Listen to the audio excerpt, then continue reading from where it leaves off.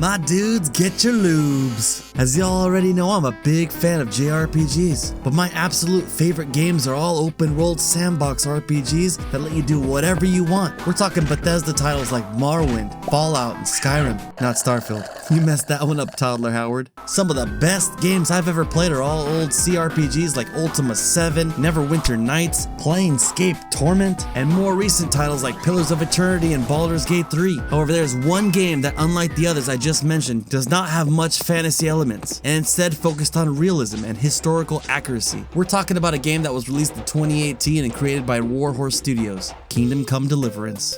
In Kingdom Come Deliverance, you play as the son of a blacksmith named Henry. Now look, Henry's not anybody special. He's poor, kinda like your boy V. He can barely fight. He sucks at shooting a bow. Hell, he can't even read. Basically, you start off as a moron, and you gotta go around trying to get good at everything. But that's what makes this game so special. You get out what you put into it. You start off the game dying to anything, but if you spend a few hours learning how to fight, you just fucking POW! Smash, smash, smash. Same thing with the bow. You will have trouble shooting a damn chicken because Henry's hands are shaking like he was suffering from Parkinson's. But eventually you'll be hitting trick shots like a sniper without a damn crosshair. Literally nothing is easy in this game. With alchemy, you actually have to brew the potions by hand. But at first you won't be able to read the recipes if you can't read. So you need to spend time practicing reading every day to level up your skill. But once you do, bam, just mash that shit up, throw it in the pot, throw some more shit in there, cook it up, wait 3 turns, add a little bit of mushroom, cook it up again, and that's just one potion. This also has to be one of the most engrossing stories I've ever seen in a game. Henry sets out to avenge the death of his parents and locate a sword that he helped his father forge. I'm not gonna ruin the story for y'all in this video, but there's a quest where you end up drinking all night with a priest, get into a fist fight with the town bailiff, puke off the top of a church, bang some wenches in a barn, and then spend the morning grazing with sheep in a field, only to give a sermon shortly after. What Warhorse Studios set out to do was bring to life the Czech history from the year 1403, which caused many weirdos' minds to explode at the time. Eurogamer wrote an article stating history is a double-edged sword because, and I quote, there are no people of color in the game and racism can take on many forms, one of them being exclusion. Yeah, these activists really think it's racist to not include every race in the game set in the 1400s because we all know, for these hacks, facts are just panic attacks. Never give an inch to these weirdos. Warhorse Studios and its writer and co-founder Daniel Vávra defended his decision to make this game as historically accurate as possible. He tweeted, "Would you please explain to me what's racist about telling the truth? There were no black people in medieval Bohemia, period." And he's right, and there's nothing wrong with that. It's just a sign of the times, and you gotta appreciate a gaming company that sticks to their vision and never bends the knee, unlike Ubisoft, which can't help but to try to rewrite history like what they did with the Vikings. Valhalla, motherfucker. And with the soon-to-flop samurai game, Ooh, motherfucker. It's refreshing to see a developer choosing to ignore all these activists and not pander whatsoever during the development of the game. And what we ended up with is a believable story in an immersive world with non-modern day political bullshit. I think having a historical accurate RPG is badass, and I hope we get more of them in the future, and not just for European countries. This style of game would be a 10 out of 10 weeb simulator if it was set in Japan, with one-hit kills like Bushido Blade. Think about it.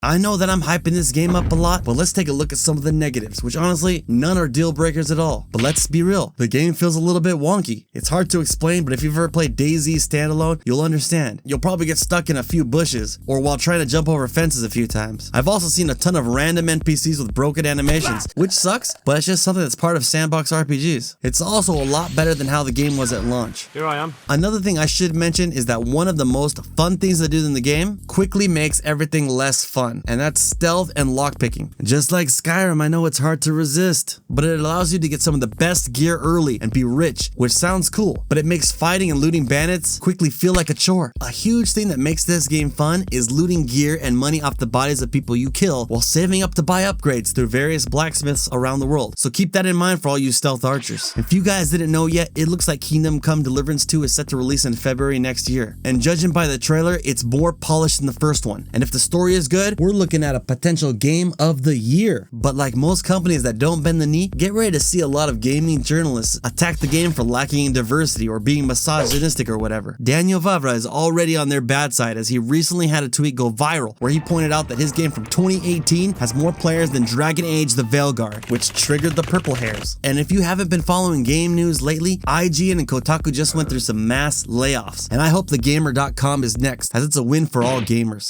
They've already started with articles like Kingdom Come Deliverance writer comes under fire for unprofessional post about Dragon Age the Veilguard. It's a bunch of bullshit, but this writer is getting dunked on in the comment section. And the top comment really sums up how most people think about Daniel's tweet. No one in the real world is really upset about this comment. And that's what these weirdos fail to understand. They only care about identity politics and pushing their worldviews instead of just enjoying games. I'm not joking. Just a few months ago, the activist Jade King wrote, Kingdom Come Deliverance II is just a medieval Brokeback Mountain, trying to suggest that the relationship between Henry and Hans could be romantic. My brother Jade King, I got news for you. This game's gonna be the cream of the crop, and you're just the cream of the slop, brother. Yeah! Perched up there, the elbow. He got it. He got it. He got it. This person's also responsible for masterpieces like Resident Evil 5 is too racist for a remake, and that Final Fantasy VII Rebirth is gaming's greatest lesbian scavenger hunt. Now, I know I got a lot of subscribers that mostly play JRPGs, but if you're willing to try something that doesn't try to appeal to everyone or push some political message, I suggest giving Kingdom Come Deliverance a chance. Supporting games like this shows that we are all done with the bullshit in our favorite franchises. We're done with the censorship, we're done with pandering, but one thing is sure, we've been taking gaming back. And if these companies are willing to lay off their staff and shut down entire studios instead of giving us good games, I say let it all burn down. Peace. 恋する季節にはまだ早すぎるけど決めているさ愛する人は君だけ